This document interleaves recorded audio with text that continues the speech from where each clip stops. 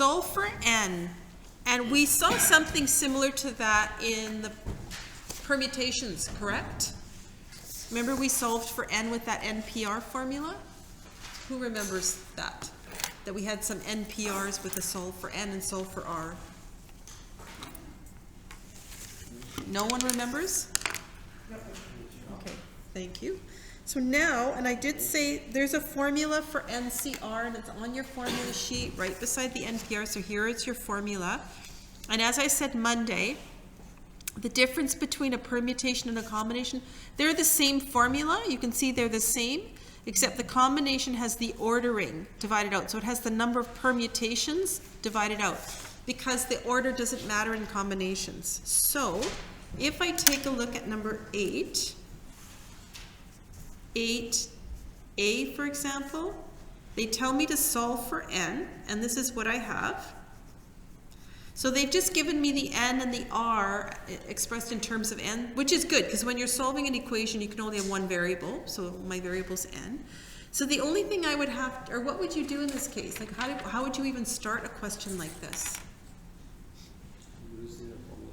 I'd use the formula, right? It says NCR, my n factorial goes on top, so on the left-hand side.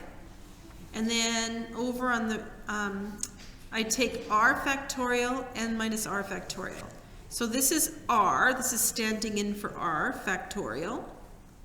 And then I go, my next one is n subtract n minus 2.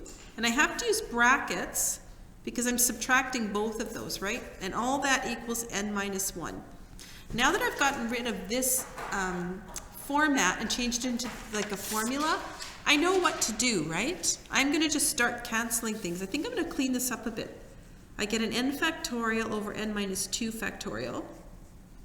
And this becomes n minus n. Those cancel. And then a negative, negative, I'll have a positive 2 factorial, which is just 2. So I'll just leave it as 2.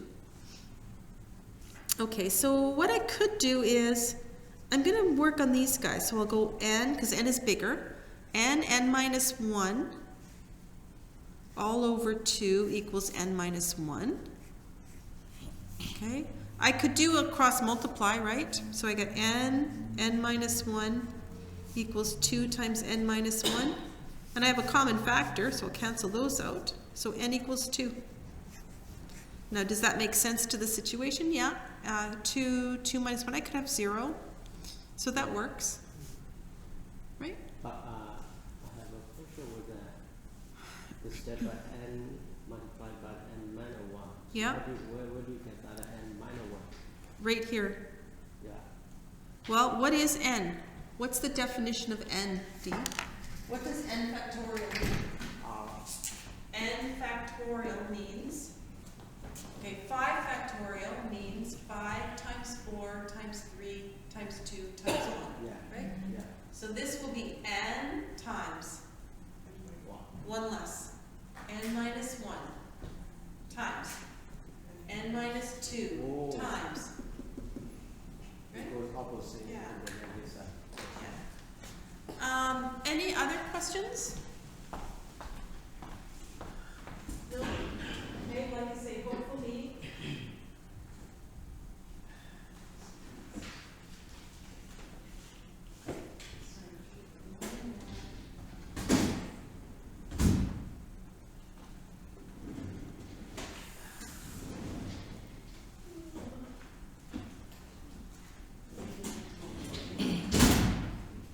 All right, so let's keep going then. Don't know where the booklets went.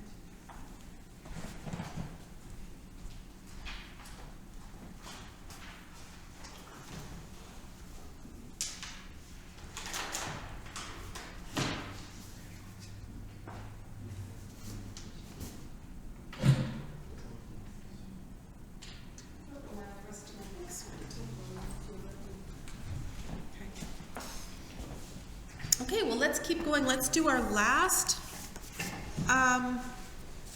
Again, come back at me with more questions if you have questions on combinations. We're going to talk about the binomial theorem. It's our last topic. What binomial theorem means, it's a quick way to expand binomial expressions. So a binomial is a polynomial with two terms, correct? Examples of binomials are, let's just brainstorm some examples. Give me an example of a binomial, any binomial.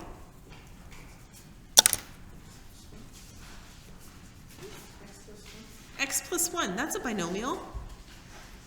The word bi means two terms, right? Binomial means a polynomial with two terms. Give me another example. Y equal to X Y equal to X. doesn't have an equal sign. Oh. X plus 2. Plus Okay. 2X plus 3.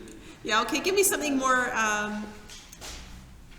more involved. How about 2x squared plus 3y? That's a binomial, right? 4m to the power 5 plus 7 n squared. That's a binomial, right? Yeah. So- Separated by sign. That's what it's separated by sign. Two terms separated. Two terms, yeah, connected by a sign. And it actually could be I don't know pluses, but it could be a minus sign too, right? So it could be 3x minus 6y. Now, what the binomial theorem is, this is the last topic that we have, and it's going to be kind of interesting because I said that there were no, like all of a sudden we're talking about polynomials again, right? And that's not really the type of math we've been studying, but you'll see why it's included in this section in a moment. What the binomial theorem states, binomial theorem, it's a quick way, to expand a binomial expression. What does expand mean? Okay, to make it larger. Make larger, okay. These are binomials. If I want like a binomial expression, what's going to happen is you're going to be given one of these guys, like x plus 1, and I'm going to tell you what the binomial theorem, it's a quick way for you to do something like this. Quickly. Multiply this side. What does that mean? What does x plus 1 to the power 7 mean? Exponent 7. So what does that mean? If I told you to expand this, what am I asking you to do? To make it larger. Like it's 7 times. I'm asking you to do this. X plus 1, x plus 1, x plus 1, x plus 1, x plus 1, 1, 2, 3, 4, 5, 6, 7. Could you do it? No. Well, you could, yeah. but it would take you a long time. And because there's so many steps involved, probably at least half of us, myself included, would have some errors if I had to do it all without a calculator, for example, right? And it would be long, right? In the end, when I did all my multiplications, it might even take me 4 or 5 lines. And then when you collect all your like terms, there will be eight separate terms in the final expansion. But you know what? That's part of one of your outcomes in this curriculum. You have to be able to expand a binomial like this. And it seems unreasonable. So what the binomial theorem does, it gives us a quick shortcut on how to do this. I wouldn't even do this. Like the most I could do, if I did this one by hand, I think I could handle that one by hand, right? You did something like this in grade 10. But even if I added, and I know you guys could all handle that, and you probably get it done in a minute, minute and a half.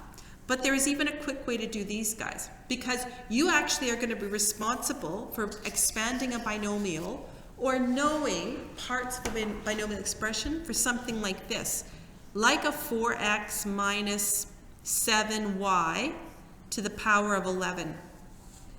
You're going to learn how to expand something like that quickly using the binomial theorem. So it's an actual theorem. It's quite, quite theoretical, it being a theorem and all. So we're going to leave this for a moment. We're going to go to our examples booklet. And unfortunately, I thought I had an extra one, but I don't. I have to do some erasing here. Okay, so we're going to take a look at we're at page 15. And in order to understand the binomial theorem, we're going to talk first about something interesting happens when we expand a binomial. Something quite interesting happens. So we're going to look at something called Pascal's triangle on page 15. Like if I take a look at this, and I just stop here for a sec. Now this is something, has anyone heard of Pascal's triangle, by the way? Pascal was a mathematician. I'm just going to move this up. Right? And you might have heard of him. So he did a lot of studying in math. And he noticed something interesting. An interesting pattern. It's a number pattern. And the numbers themselves arrange themselves in a triangle. And the triangle is built by starting with a 1 on the top. So we start with a 1. And then we continue to place numbers below it. So you start with a 1, and underneath the 1, you place a 1 and a 1. Okay, that's how Pascal started his triangle. And each succeeding row, so each next row is going to have one more number on it. So we start with 1, and then we have 2. So we start with a 1 again. Notice 1s are always on the outsides. And how this next row is created, okay, Pascal is the starting stone for Pascal, right? 1, 1, 1. Okay, after that, the rows develop according to this pattern. 1 and 1 make 2. 1 and 2 make 3. 2 and 1 make 3. The outside corners are always, building blocks are always 1s. The 1's just gonna get pushed aside. So we start with the 1, he splits and he kind of duplicates himself, so we've got 1s on the edges. The 1's move to the edges, and then 1 and 1 make 2. The 1's move to the edges, 1 and 2 make 3, 2 and 1 make 3. The 1's move to the edges, 1 and 3 make 4, 3 and 3 is 6, 3 and 1 is 4. And then if I kind of look down here, this is how the triangle develops, right? In a larger sense, you can see that triangular pattern. Because each succeeding row has one more term. Does anyone recognize these numbers? The 3s, the 4, 6, 4 and 6 make 10, 5 and 10 make 15. Have you seen those numbers at all recently in your math career? Do you remember them at all? I'm going to take you back to December, and I'm going to take you back to, remember these guys? 1 and 1 make 2, 3 and 3 make 6, 4 and 6 make 10, 10 and 10 is 20, 35, 70, 126. Okay, so you'll find all those numbers represented there, right? 28, 70, 126. So that's why this type of math is all related. But let's just study this for a moment. Let's look at Pascal's triangle, because believe it or not, Pascal's triangle will help us. It's the foundation for the binomial theorem. This stuff, these numbers will become very important to expanding binomials quickly. So let's note, I just have a few little notes noted here, right? This is row 1. And the second one is row 2, row 3, row 4, row 5. So now that you see how the numbers develop, right, let's just take this for example. So the 1s stay there, and then I take 1 and 7 make 8, 7 and 21 make 28, correct? Et cetera, et cetera, et cetera. Something that I notice is that as we go through the rows, row 1 has 1 member, right? 1 member or 1 number. 1 term. Row 2 has 2 terms. Row 3 has 3 terms. Row 4 has 4 terms. Row 5 has 5 terms. Okay, that was kind of something interesting that I noticed. And you might notice other things. All the edges are 1s, right? Because the 1s started this whole thing and then they were just pushed to the side. The subsequent terms are found by adding the previous 2 terms on the top of that, of the sum, right? So if I had to create my next row, what would happen? 1 and the 1s start here, right? 1 and 10 make 11. 10 and 45, 55. 165. 330. Agreed? And then what happens here? What's 210 and 252? 462? And then what happens here? 252 and 210. And then what happens? I've got this again. And then these two. What's happening here?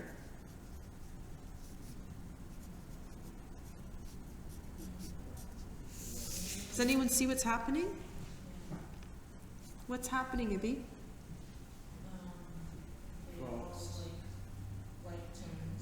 Yeah.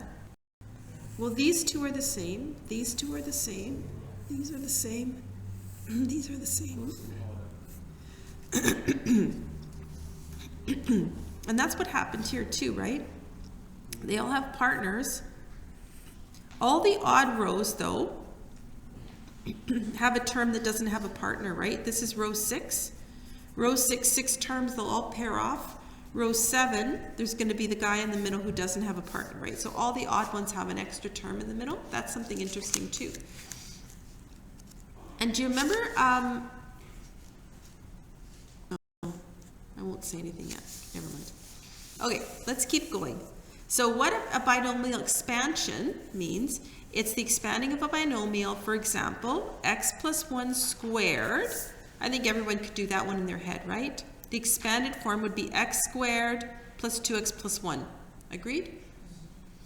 X plus 1 cubed, well, I was just going to do that one, and then I stopped before I could do it. So if I do x plus 1 all cubed,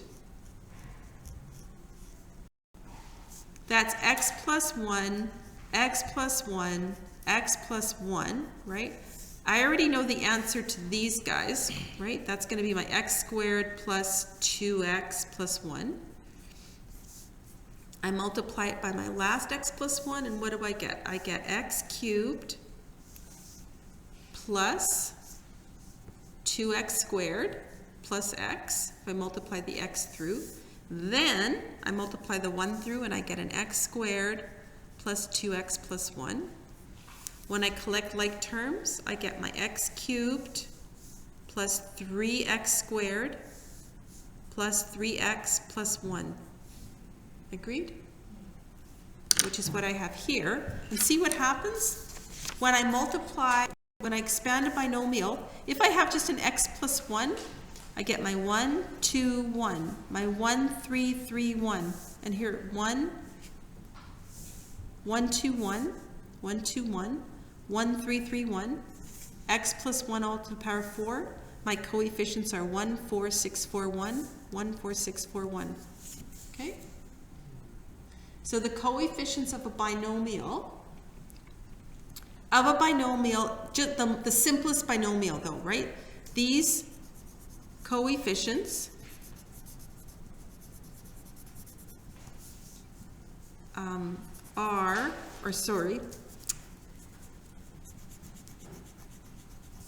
these numbers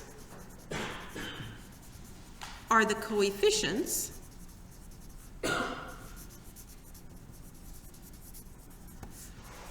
of the x plus 1 binomial expanded. Okay, so when x plus 1 is expanded, these are the coefficients that match up, right? So that's just something cool. That's what Pascal's triangle gives us. It gives us the coefficient for the simplest binomial expanded. Now you're probably thinking, well, they're not always going to be this x plus 1 expanded, right? Because I just told you, you're going to have to end up knowing about this guy, the expansion of this guy. And he's clearly not just x plus 1, right? He's way harder than x plus 1. So the binomial theorem will tell us how to deal with guys like him. But the first thing we're going to talk about is just the coefficients, just Pascal's triangle, because that's also one of your outcomes in the grade 12 course, is just to know about Pascal's triangle and how these rows develop. And then we'll take this Pascal's triangle knowledge and apply it for our binomial theorem stuff. So the table below shows how Pascal's triangle relates to the coefficients of a binomial expansion. Okay, so I'm doing this for, I guess I would just, they're saying for anyone x plus y, but x plus 1 we'll say. Coefficients match the entries in the n plus first row of the triangle. So let's just see again. X plus 1 expanded gives us 1x squared plus 2x plus 1. those are the coefficients in row 3, right? This is row 2, row 1. Okay. 1, 3, 3, 4. Well, I have 4 members. That's row 4. Okay. If I end up with 4 members, I get row 4. 5 members, 1, 2, 3, 4, 5. That must be in row 5. But that expansion is for n value of 4. Okay. So let's just take this. This would be the expansion of x plus 1 squared, right? This resulted in the expansion of x plus 1 cubed. This was the expansion of x plus 1 to the power 4, right? Power 4, 5th row. Power 3, 4th row. Power 2, 3rd row. Right? So, the coefficients from Pascal's triangle,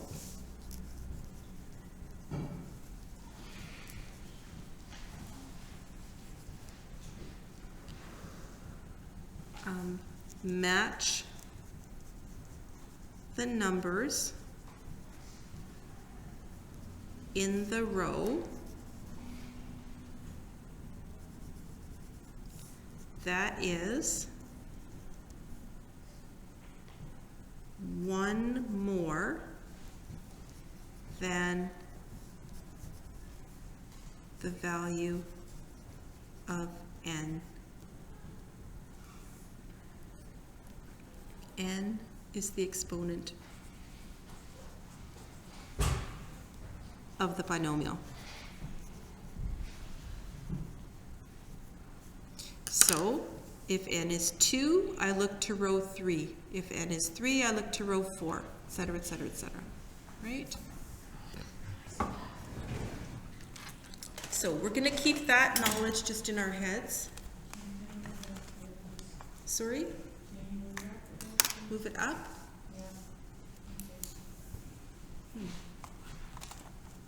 Is someone's head in the way? Or is it my computer?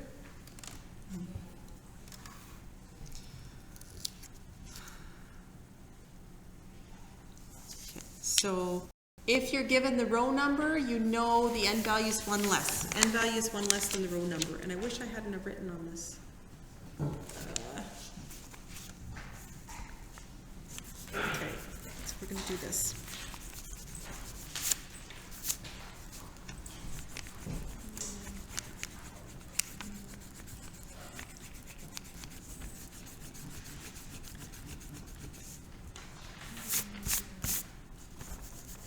Okay, so this is what I just wrote down. N is 1 less than the row number. So let's just try this. Determine the entry in row 6, term 5 on Pascal's triangle. Okay, I could just go to row 6, row 1, 2, 3, 4, 5, 6, term 5, 1, 2, 3, 4, 5. Okay, and I see that that's the answer is 5, right? But okay, the entry is 5. Now what they've done for me though, what we saw here at this very last sentence that we should highlight, okay? The coefficients from Pascal's triangle, whoops, match the numbers in the row below, whatever n is, right? So the formula, something else interesting, the formula NCR can be used to determine entries in Pascal's triangle, okay? So what we see is, again, if I look at Pascal's triangle, let's take row 4, okay? If I want to know row 6, term 5, I know that, sorry, I'm kind of screwing this up again. The value of n must be, if they're telling me row 6, n must be 5 then, agreed? Okay, I'm just gonna erase this for a sec.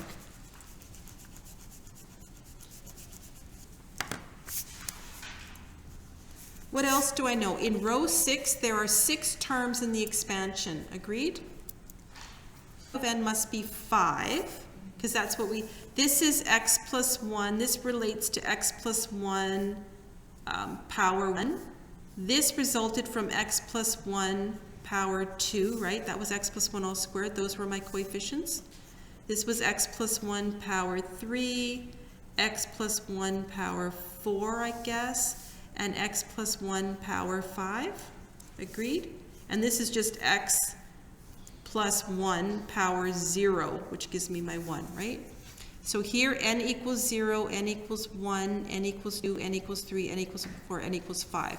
So the value of n is 5. There are 6 entries in row 6. So if there are 6 entries, this is the formula that gives me all the entries, okay? The members of row 6 are found by, okay, so these are all the members of row 6 of Pascal's triangle. 5C0,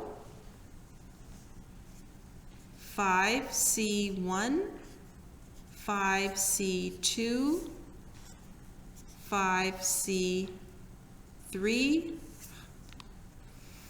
5C4, 5C5.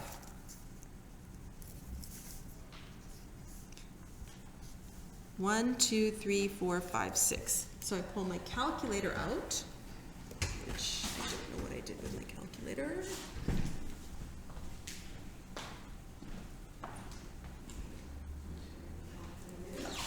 So someone can verify those numbers for me. What's 5C0?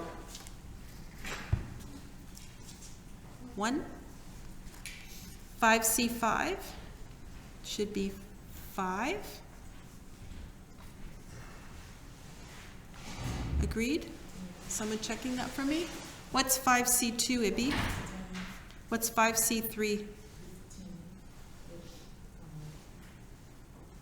Is it? 5C3? What's 5C4? 5C5? Okay, so these are all the members of the 6th row according to my formula, and sure enough they are. All right, so what's term 5? 1, 2, 3, 4, 5? 5, just like we knew already, right?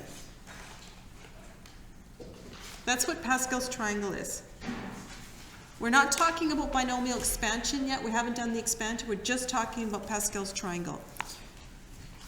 All right, let's see if we can do this next one. How about determine the entry in row 5, term 3. Okay, how many members will be in row 5? Row 6 had 6 members. There are 5 members, right? In row 5. What does n equals? N equals, n is always 1 less, so n must be 4. Agreed? Okay, so I start with 4. 4C0, 4C1, 4C2, 4C3, 4C4. 1, 2, 3, 4, 5. Okay, those are all my members. 4C1 is 1.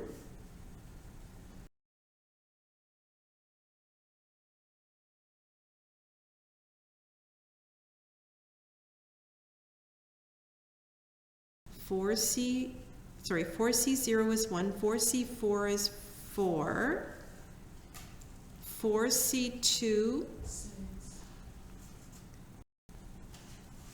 I don't even have to pick my calculator up again, by the way, because 4C1 is 4, 4C3 has to be the same. Remember we learned that a couple of days ago? So sure enough, those are my entries, 1, 4, 6, 4, 1. Term 3 will be 6.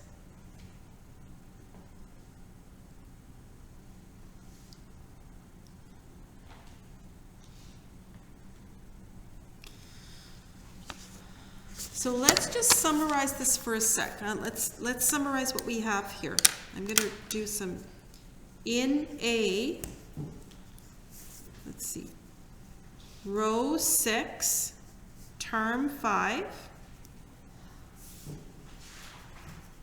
The entry was found by, okay, so what was the answer here? It was 1, 2, 3, 4, 5. It was the 5th term. It was found by 1, 2, 3, 4, 5. It was found by 5C4, which was 5. In B, I was asked to find row 5, term 3. The entry was found by, okay, what was the magic formula? 4C2. Do you see a pattern that's developing here?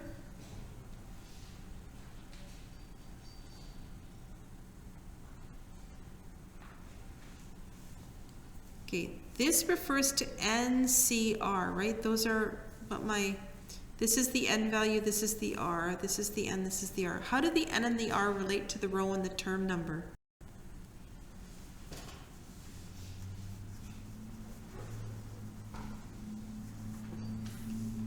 Can anyone see a pattern here?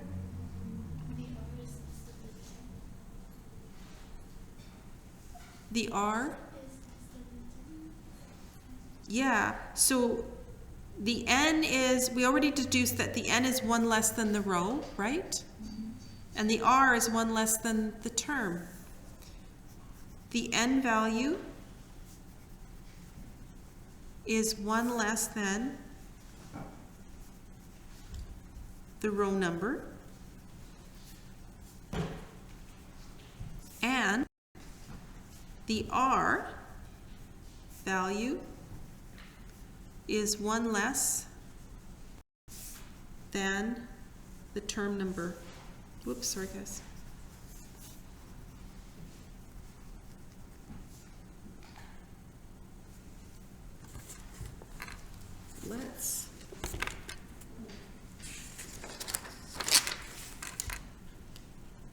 How about this? Let's just do one quickly. Find the entry in row 9, term 6. Okay, without looking at the triangle. I think it's printed on the page before, so don't look at your triangle. I want you to do row 9, term 6.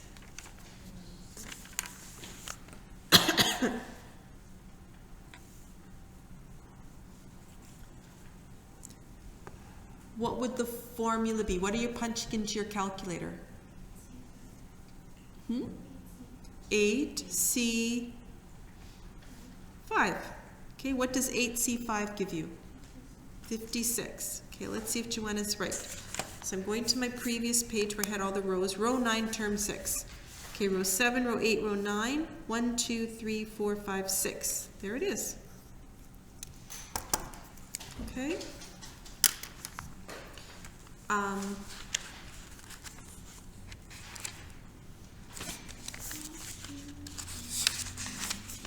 And because all of Pascal's triangles are found by a combination, right? An NCR. And all of these NCRs, we realized a couple of days ago when we realized that 10C4 equal to 10 and 10C6 equal to 10, because 6 and 4 are the complement numbers to get the sum of 10. And that's why you get the bookended numbers in Pascal's triangle. Because if you think about it, right? For example, this is, let's see, let's try this one. Row 7. The 6s match because if this is row 7, N is 6 then, C, this is entry 2, so R is going to be, it'll be 6C1, and this one will be 6C, let's see, 1, 2, 3, 4, 5, 6, R is 1 less than that. 6C5 and 6C1 are going to give you the same number, right? Because 5 and 1 are the complement numbers to make 6. That's why you get those bookended values that are equal to each other, except for the odd rows. Okay, that's Pascal's triangle. Just quickly, just for me, try this now. What if you were asked to determine all the entries in the 7th row of Pascal's triangle?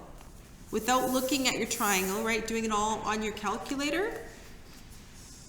How would you start this one off? 7th row, what's your n value then? 6. So it's going to be all your 6s, right? Starting at 0.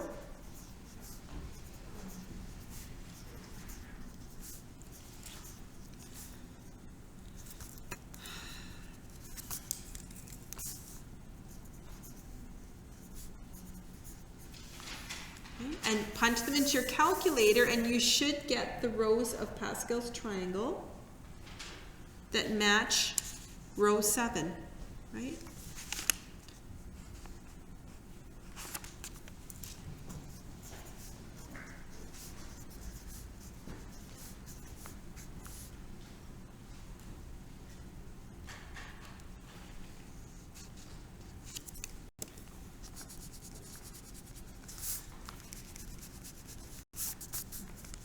Now, there's no questions just on Pascal's triangle in your book. It's mostly about binomial theorem. So we're going to go on to that as well.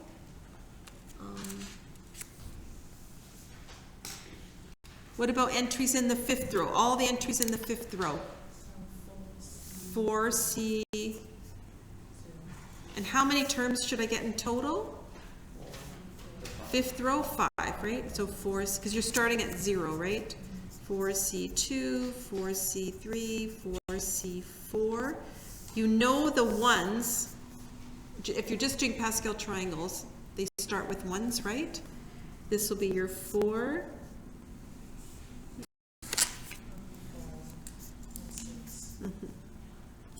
Okay, try 2 more for me. Determine row 16, term 12, row 32, term 31, or term 21.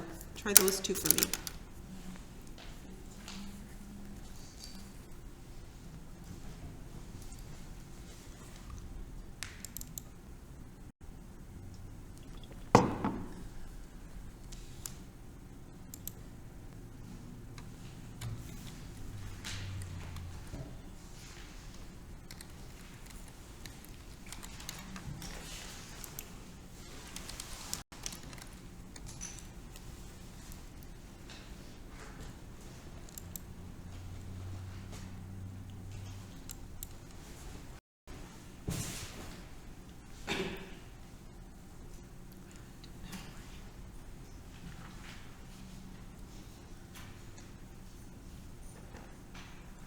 I do not have my calculator here. Oh, I think I have another one.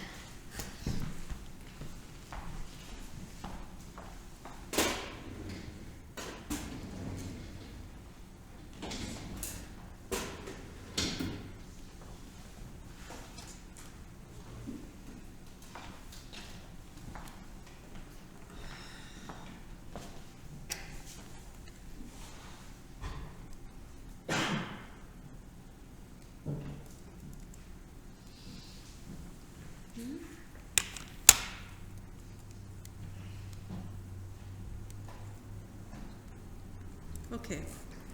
Anyone get an answer for row 16, term 12?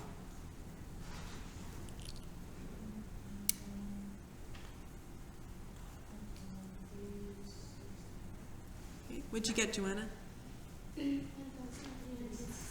Okay, so we've got 2 ladies, say 1365. Agree? Yeah?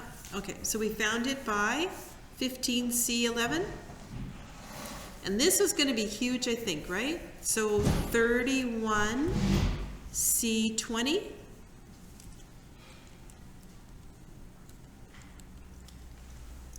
Agreed? Some huge number, right? 8, 4, 6, 7, 23, 15. I think I recorded it wrong. So that's just what Pascal's triangle is, and that's a building block for the binomial expansion, which I'll start talking about right now.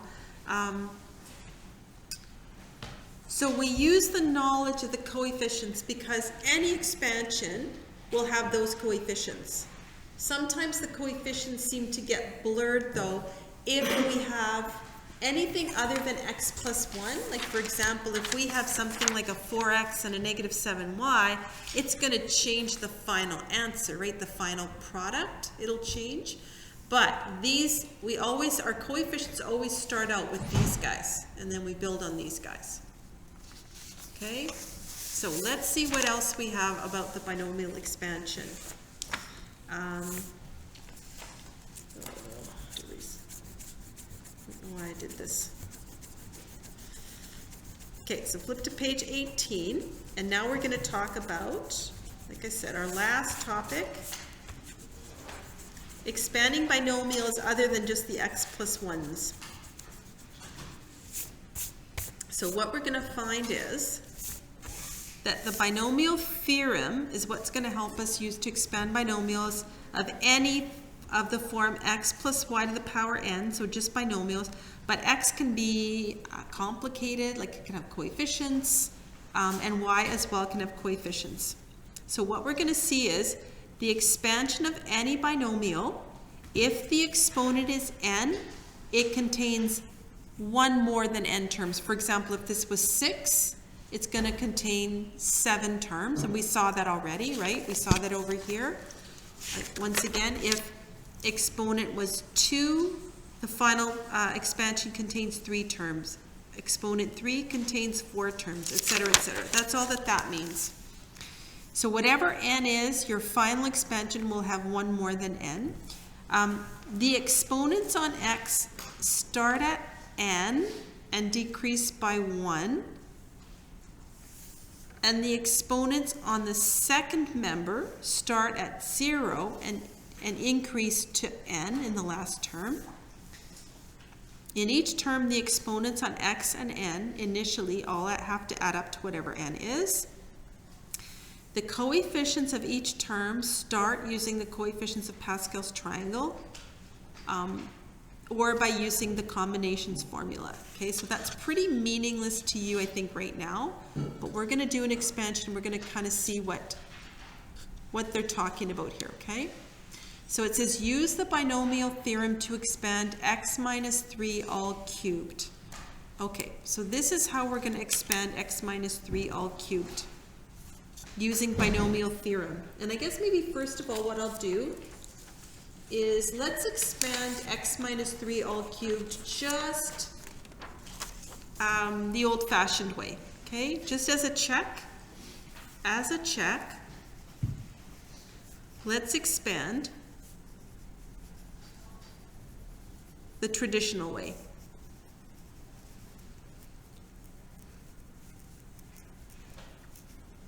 Okay, if I expand the traditional way, that one's still small enough to handle, I think, because it only involves 3 products, right? Product of a binomial, it's a pretty simple binomial. This one I could do in my head, x squared minus 6x plus 9, agreed? Then I just have to multiply one more binomial and then collect like terms. So I'll get x cubed. Maybe I'll multiply my x first. X cubed minus 6x squared plus 9x. And then I get minus 3x squared plus 18x minus 27. Okay, collect some like terms. X cubed minus 9x squared plus 27x minus 27. And that's my final answer. So a couple things. What do I notice? Well, I have 4 terms, which is what I was expecting. With exponent 3, I should have 4 terms.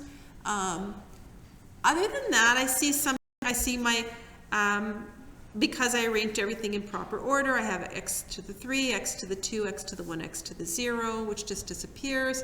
And then I see that all of these are base 3 numbers, so that's interesting too, okay? That one was easy enough to expand just the traditional way because it was fairly easy and it was only exponent 3. So now I'm going to show you what the binomial theorem does for us, how it helps us to expand in a different way using our knowledge of the coefficients and how Pascal's triangle fits into it all. So I'm just going to park this over here, and I'll show you first what the binomial theorem would tell you to do. Okay, so what the binomial theorem is, I know I'm going to have 4 terms, so I keep that in the back of my mind. Okay? The first term is these are what the coefficients are going to be. So I know my coefficients are going to start like this. Let's see. If n is 3, what will my, or sorry, if n is 3, I'm going to start with, 3c0, agreed? Then I'm going to have I'm going to give myself room, and the coefficients are going to be 3c0, 3c1, 3c2, 3c3. Agreed?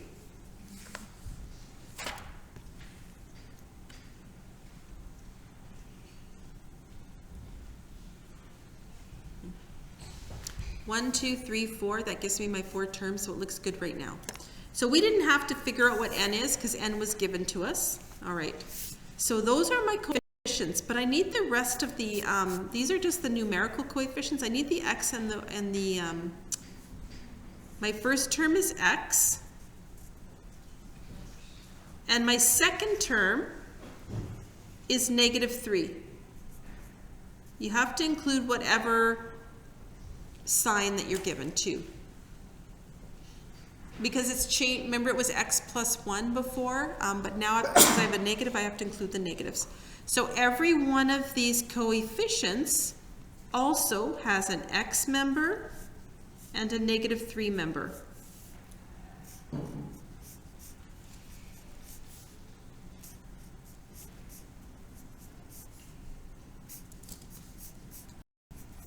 Just going to move him over a little bit.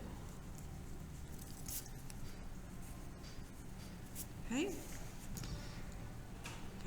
Now, how the exponents go, what they were saying was the exponents on x, so the first members start at n and decrease by 1. N is 3, so this has exponent 3, this has exponent 0. Yeah. The exponents on the first member decrease by 1, so this becomes a 2, and this has to be a 1. Then I'm down to 1, then this is a 2.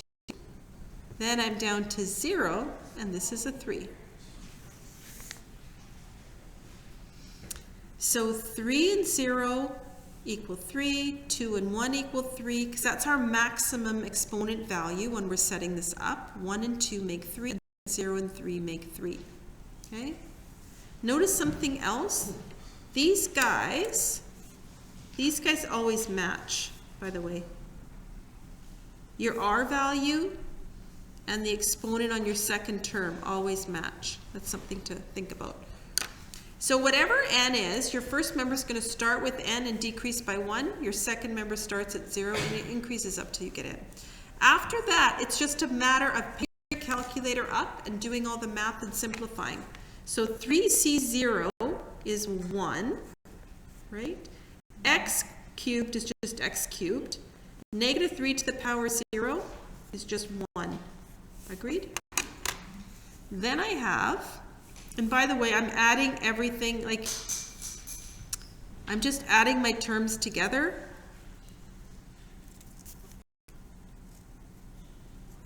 And then I have a plus. Okay. So 3c1 is going to be a 3, x squared, and then I have a -3. 3c2 is also a 3. X to the power 1 is just x. -3 squared is a 9. And finally, 3c3 is a 1. X to the power 0 is 1. -3 cubed is -27. Again, I have 1, 2, 3, 4 terms, so everything still looks good. Now I'm just going to do some simplifying. X cubed, right? This is x cubed. What do I have here? Negative 3 times 3 is negative 9 x squared plus 27x minus 27. Let's check with what we had parked here a minute ago. X cubed minus 9x squared plus 27x minus 27. So that's the binomial expansion. Now in this example, I think it was much easier just to do it the traditional way, wasn't it? But it's not always going to be that easy, right? If I look down here, I can see that it gets quite a bit harder, right? Or what if I had like exponent 12? Now they only ask for the first 3 terms. Or expanding something like this, it gets a little harder, right? You probably would still prefer to do this one traditionally, but the binomial theorem is definitely very efficient when you're just looking for certain terms. So let's just try this next one, the patterning. Just now that I've talked through it once, let's see if you can understand a bit better if I do the second one, or set up the second one. And then I'll give you a bit of time to work through the next 2 examples. So let's try this one. Use the binomial to expand 2a plus 3 all to the power of 4. Okay. How many terms will I have in total? The expansion's finished. 5, right? Okay, so I usually set my members up first and then I do my coefficients. So I think I'm going to do that this time. I'm going to do it a little different. So my members are 2a and 3. Agreed? 2a and positive 3. So I'm going to have a 2a and a positive 3. And I'm going to have 5 sets of these, right? If n is 4. And then I have 2a positive 3, 2a positive 3, 2a positive 3, and one more, right? 2a positive 3. 1, 2, 3, 4, 5. Okay. If my exponent, if it is 4, that's what I start out with, right? Exponent 4. So this guy's going to have 4, 3, 2, 1, 0. Agreed? This guy starts at 0 and goes to 4. 0, 1, 2, 3, 4. In total, in my setup, the sum of the exponents always has to equal n. Let's just double check that. 4 and 0 is 4, 3 and 1 is 4, 2 and 2, 1 and 3, 0 and 4. Okay, that's good. The only thing I have to do now is my starting coefficients from Pascal's triangle. It's going to be C, there's going to be C's everywhere, but it's 4C0, 4C1, 4C2, 4C3, 4C4. Okay, now it's just a matter of collecting all this data. And I mean, initially they're all added together. Sometimes the pluses end up turning into minuses, right? Okay, so I plug all this into my calculator.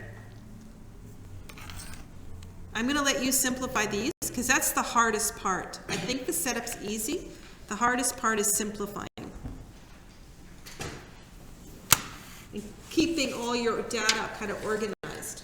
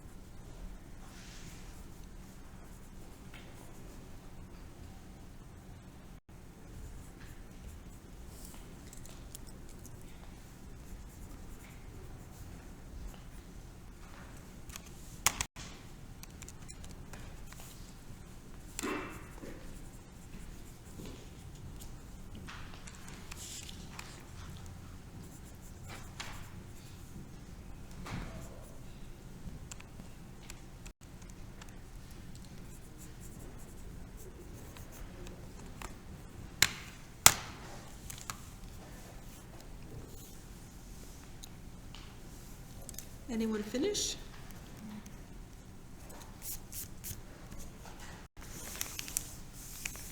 It's hard to keep your data organized, right? Definitely should have had bigger spaces for our work. Who's got the first term simplified at least? What does 4c0 times 2a all power 4 times 3 power 0? What does that all sum up to? 16. I agree. Joanna and I both got 16a to the power 4. Anyone agree with that? Okay. Now these are all going to be positives because there were no negatives, so I know every term is going to end up being positive, so I'm confident I'm going to put a plus sign here. My next one, I have 4c1. That will be 4, right? That'll be an 8a cubed times 3. So 4 times 8 times 3 gives me 96. 96a cubed. Now this is the worst one, I think. This one here. 2a squared, well, that would be 4a squared times 9, right? 4 times 9 is 36, but 36 times 6 would be 216. So I have 216a squared, and I see my a's are falling nicely like they should. A to the 4, a to the 3, a to the 2. Okay, my last one, or my second last one, this is going to be another 4, right? So it's going to be 4 times 2 times 27.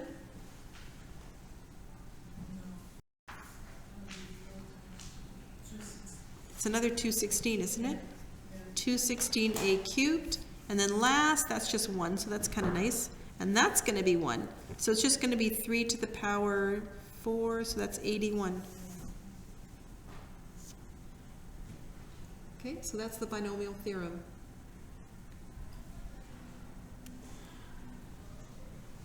Go take a break, and then we'll talk about these last few examples, then I'll give you some work to work on.